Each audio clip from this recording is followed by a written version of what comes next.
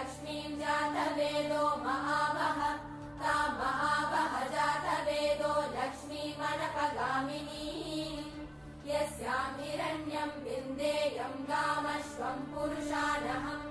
अश्वपूर्वां रथमद्यां हस्तिनादप्रबोधिनी श्रियं देवीमुपह्वये श्रीर्महादेवीर्जुषताम् कांसोऽस्मितां हिरण्यं